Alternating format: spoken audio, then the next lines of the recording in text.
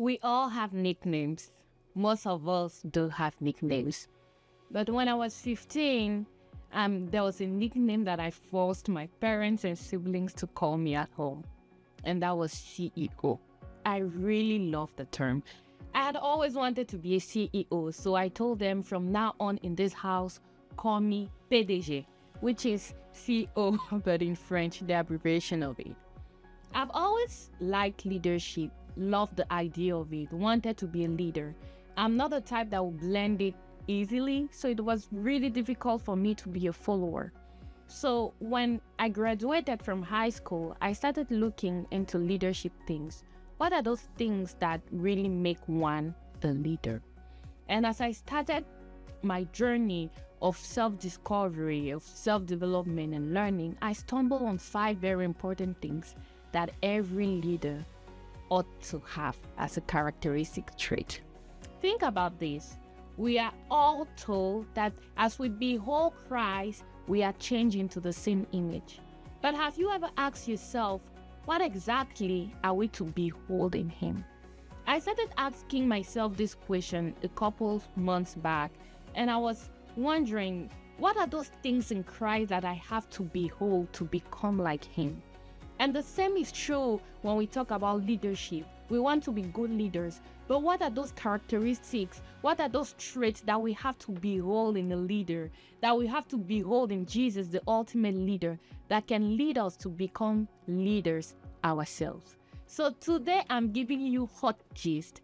I am giving you 5 characteristics, 5 traits, 5 abilities, 5 attitudes that you must have to become a better leader.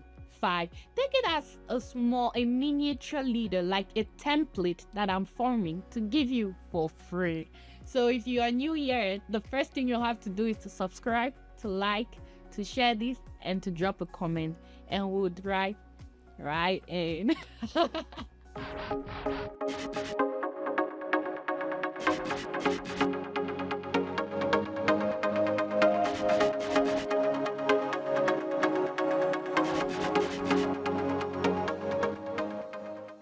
Welcome back to Leading with Glory. If this is your first time, my name is Glory Divine, and it is always my pleasure to have you here and sitting here to teach you some hot wisdom.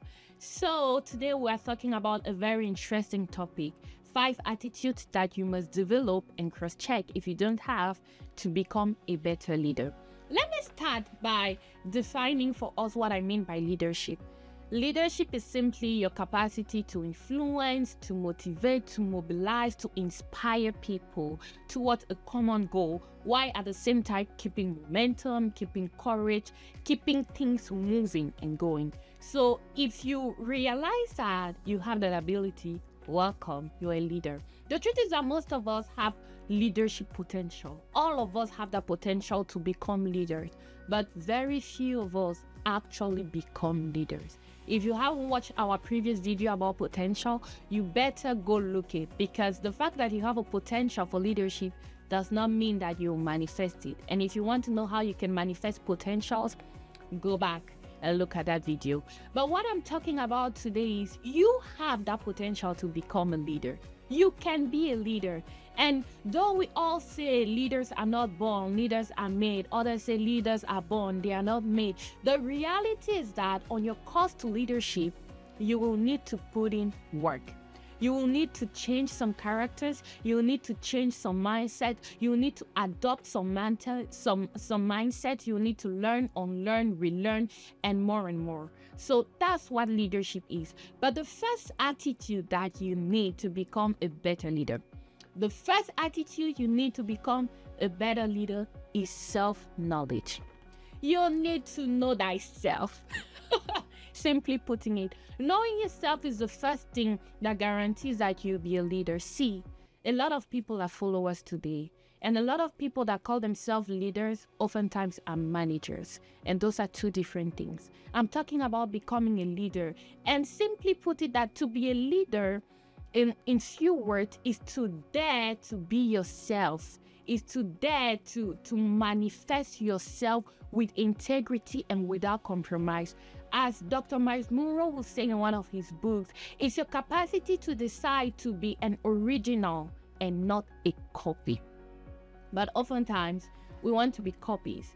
We want to do what the next person is doing. We want to handle our organization the way the next person is handling theirs. We want to create a non-for-profit, a company, a business that does exactly what the next person is doing. Not because we have a different vision, but because we're trying to copy a model of success that we've seen work for others, but doesn't mean it will work for us.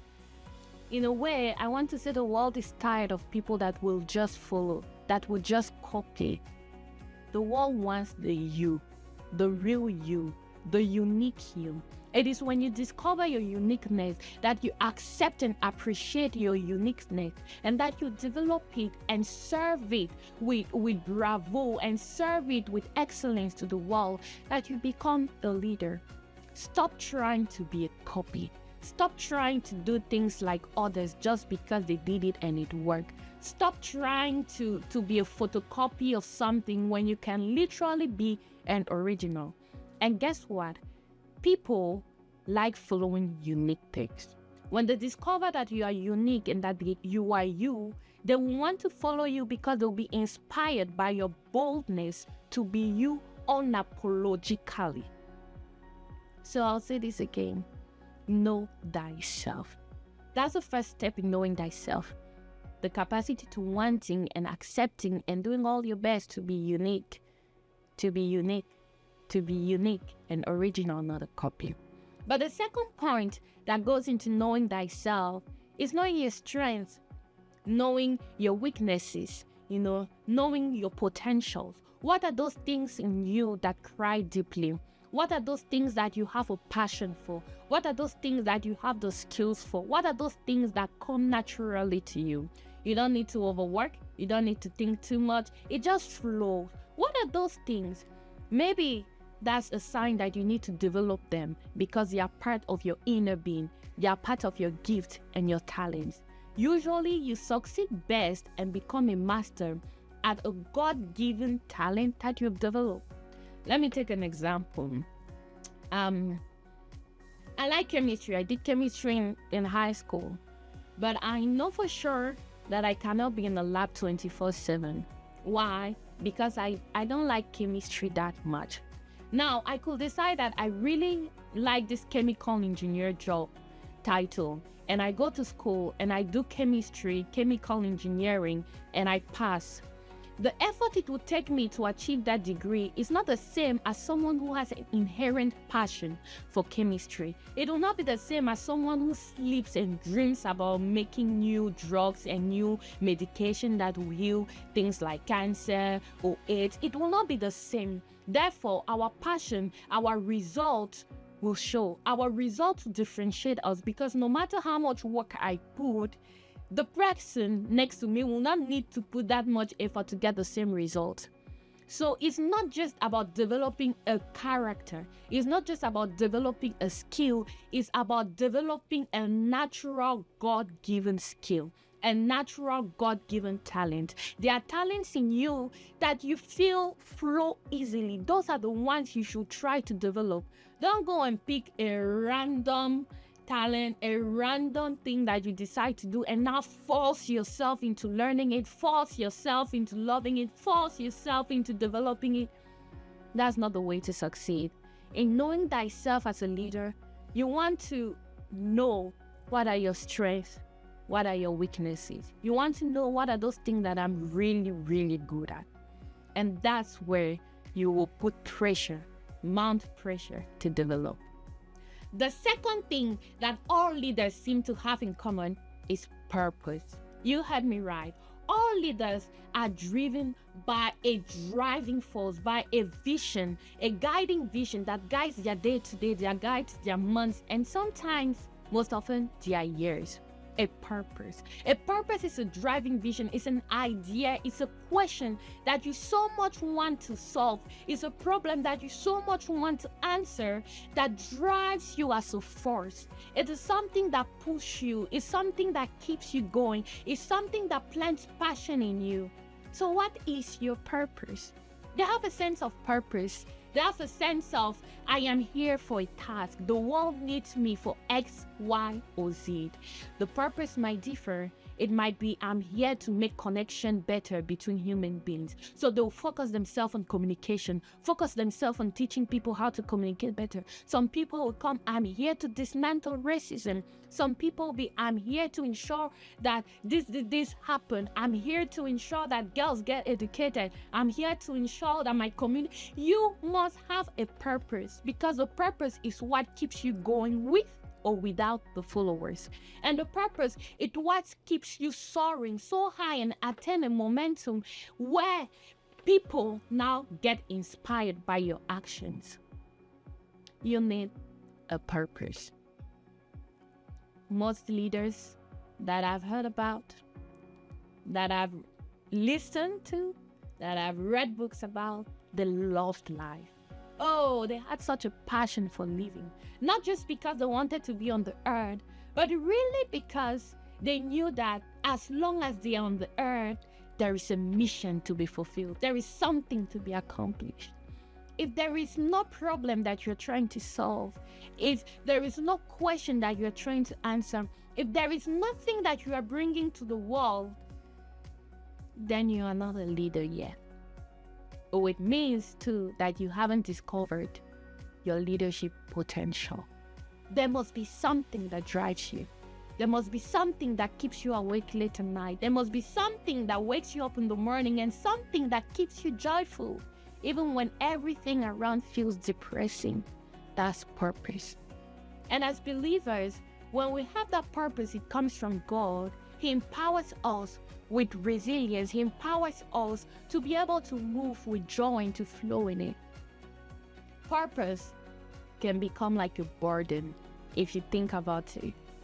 And when it does, it's a beautiful thing, because it ensures by itself that you always be moving forward and never go downward. When we see people falling, or when we see people soaring on high and then the plateau, most of the times it's because the purpose didn't grow. Most of the times it's because they forgot about the purpose. Most of the times it's because they are now blinded to the very thing that pushed them to the point where they are now today. Grab your purpose. If you don't have now, this is the right time to pray about having one. And it doesn't have to be something too complicated, because I almost fell into that trap of thinking that my purpose have to be something that I sleep at night and wake up and God tells me in a dream, or I hear a very audible voice about purpose, or it have to be a 50-year, my whole life purpose. No, you can have a purpose for a season. You can have a purpose in a school as a teacher. You can have a purpose in your classroom as a student. You can have a purpose in your clubs. You can have a purpose in your community. It could be through mentorship, but you should have purpose. You should have something that drives you. You should have something, a problem you are aiming to solve, a question you are aiming to answer. So I'll advise you to start simple. Look into your day-to-day, look into what bothers you more. When I started looking into what are those things, those experiences that I had that really touched me to my core, I realized that I once saw a 12-year-old girl get married, and it wasn't what I wanted at the time. I wish when I was that young and I saw her getting married, I was 10 at the time, that I could change her situation, that I could grab her out of the man's house who was about 40 years old, but I couldn't. So when I grew up and I started attending university, I realized that there was still that cry in me. There was still that thing in me that wanted to help that girl. So I decided to start a non-for-profit that helped young girls get education. But beyond that, that helped them see light, that helped them see their self-worth, that helped them become leaders. And as I was journeying further, I discovered that, a lot of people like being copies. We are told this is how the social media world works. This is how you should compare. This is how you should make it. If you want to start a brand, this is exactly what you must do. We've realized that it's only women that do this that succeed. We've realized that it's only by shutting your voice up and following and getting a normal job and accepting the pay and never negotiating. It's only by doing this traditional way that it works. But what if you decide to open your mouth and be audacious and be yourself with integrity, even in the workplace. So I started being angry about the fact that we have people who call themselves leaders, but who are really followers. So Leading with Glory started. So Daniel's generation started. The desire to see people last, not just have a trend, not just be on a trending culture, but last. So ask yourself these deep questions. What are those things that cry in you? What are those things that feel like passion? If you start talking about this topic, you can go for hours and hours and hours. You so much can talk about politics. Maybe that's an indicator that you have something to be doing in society that will help the arena of politics better. Maybe you're always complaining about your leaders, the leaders of your country. Maybe that's a sign that you're called to become a leader in your nation. So I will say this. All leaders have a purpose. All leaders have a driving motive and force. Get one if you don't. Number 3 on my list is audacity. Audacity is a very important trait for every leader. If you are still forming, I'm shy. If you are still saying you are timid, I'm reserved, all of those things that we say to put ourselves in the background, whereas we ought to be in the front ground, you might never be the best version of a leader you can be. I'm sorry to say that, but audacity is mandatory. It is mandatory. And what do I define by audacity here is the courage, is the boldness to do what nobody else has done before. It can be in your family, it can be in your school, it can be in your generation, it can be in your country, it can be wherever. I'll take a simple example. Nobody in my family has ever stood in front of a camera to deliver what could be called a training or a podcast. But here I am doing that. Can you imagine the number of things I had to go through in my mind to decide to be here? I even had to have one of my mothers come to me and tell me, Glory, if you don't do this because you're scared of people, you'll never do it. It took a lot out of me to stand before you and have the boldness to post this around. Especially as someone who is introverted, and especially as someone who considers herself shy. And believe me, when I step out of this camera and I go into the outside world, if you attack me, I'll also say I'm shy. But the reality is that you need audacity to move. No matter what it takes for you to start that thing, do it. Provided it is godly, do it. Carry on boldness. I remember when we used to hear stories about David, when the Bible talks about it, the Bible says that David told to the king of the time that when I was taking care of the sheep and that a bear will come or a lion will come, I will fend them off and take back the sheep. That's boldness. That's audacity. Have you ever seen a man that will pursue a bear or a lion? Talk less of a young adolescent boy. It takes audacity. I'll take a very simple other example. Sometimes you might receive a brilliant idea to start a restaurant, or not even to start a restaurant, to be cooking and to be posting online. And to you, it's very foolish. I remember hearing, I don't know if you know Icy Kitchen, but I remember listening to a podcast, an interview she did, and she said she was having a high-paying job. And then all of a sudden, in the place of prayer, God told her, start cooking. Take videos of it, post it online, and then turn it into your full-time job. And she said it was hard at first because how was she to explain to her parents, to her siblings, to the people around her, the entourage, that she was to quit a full-time job to start cooking? Who will understand that? But today she has blossomed. Today she's doing well. Today she's traveling and fulfilling the purpose that she really loves doing, cooking, and inspiring people through cooking and helping people through cooking. I should say to you, you become a leader when you become void of the expectations of others. You really become a leader when you start to understand that the expectations of people, of others, should not regulate how you live your life. So I'll say it again.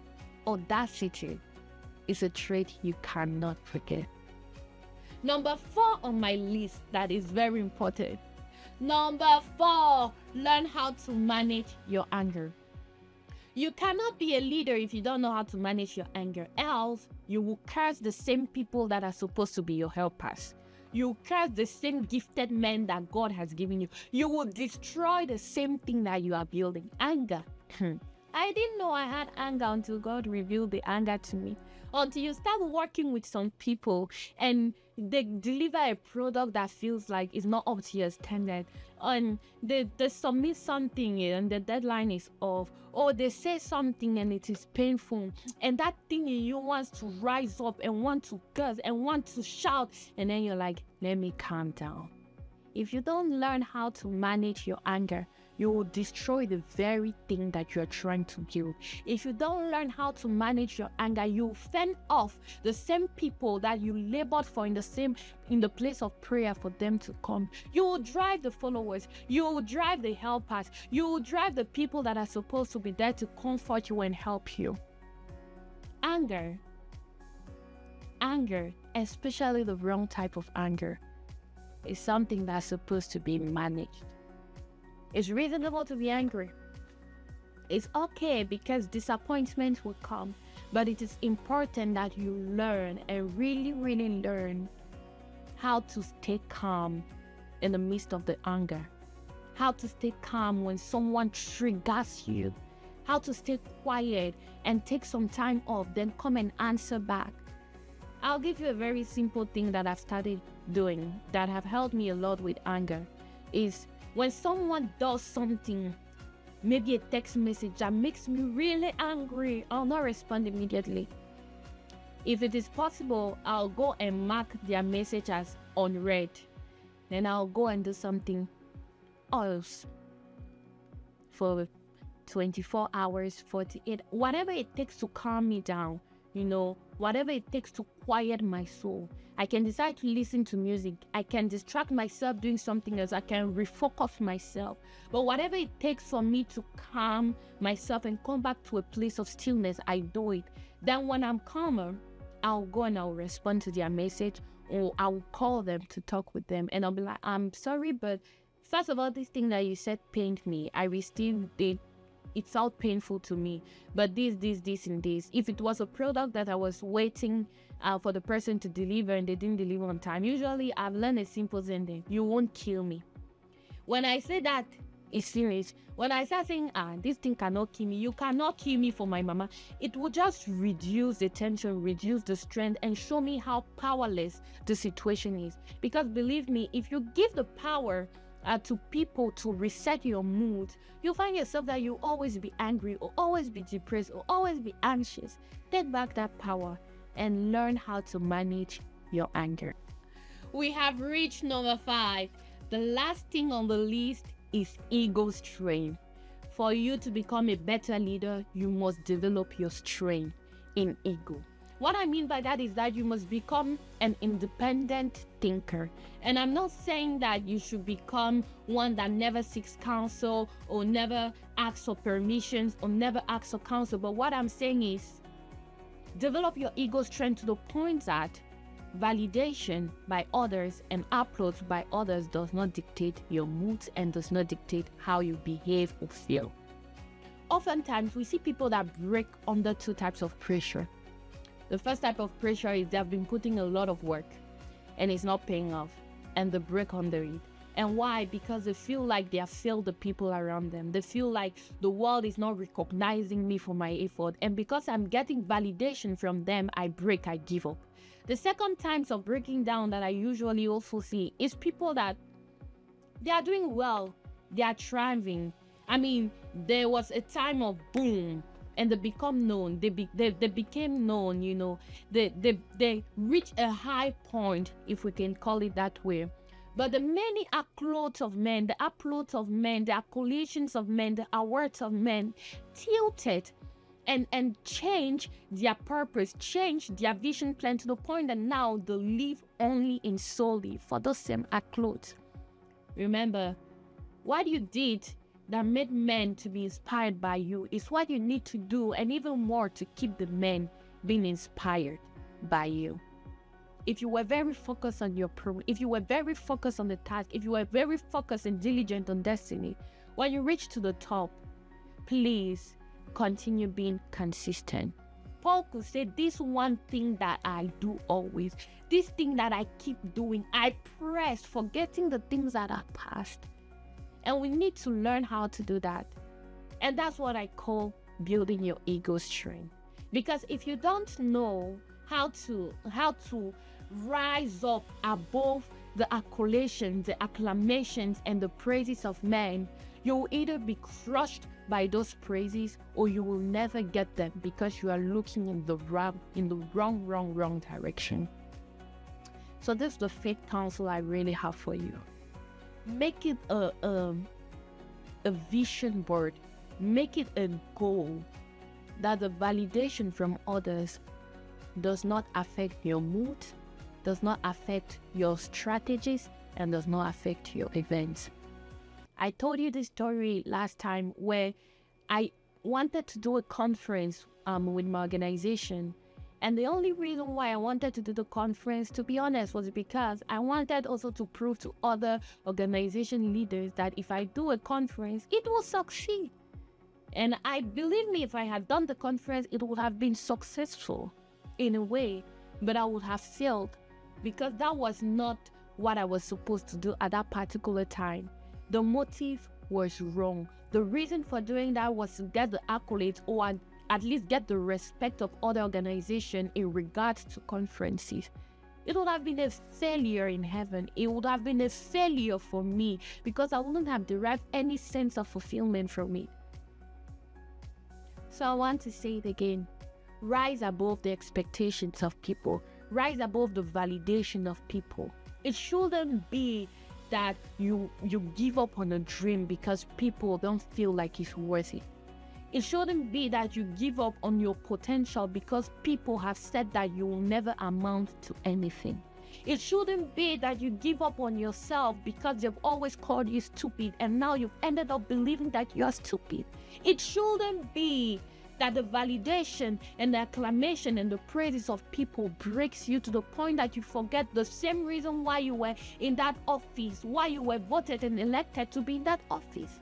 And now you're doing something else. It shouldn't be that because of the validations of others, now you are living above your means and you have to struggle every single day to think about school fees and rent. It shouldn't be. It shouldn't be. And it's because the ego strength is low. It's because usually we haven't rised up to that level. It's because we say we are independent, but we are really dependent thinkers. We act like followers. That's the reason why a girl can say that I have to get a boyfriend because all my classmates are doing the same thing. That's when peer pressure comes in. That's when trying to prove comes in. It shouldn't be as a leader. And to safeguard yourself from derailing from your purpose, derailing from your vision, derailing from your potential as a leader because of the acclamations or the lack of acclamations or validation or not so of others, you should rise up in your ego strength. You should rise up as an independent thinker. You should rise up in your sense of security. We have a lot of people who are insecure. It causes a lot of problems. People must walk on 2 toes because of you. It shouldn't be. Rise up. And this is the last thing I want to say in this video. Rise up. You can be a better leader. We talked about 5 different things you can do to be a better leader. That it should be knowing yourself, that you might know thyself. That it should be about getting a purpose, working on the purpose, and having the purpose be like a guiding map for you. That it should be learning how to manage your anger. That it should be rising in your ego strength. We talked about 5 different things. Today, I want you to write a goal for each of those 5 things.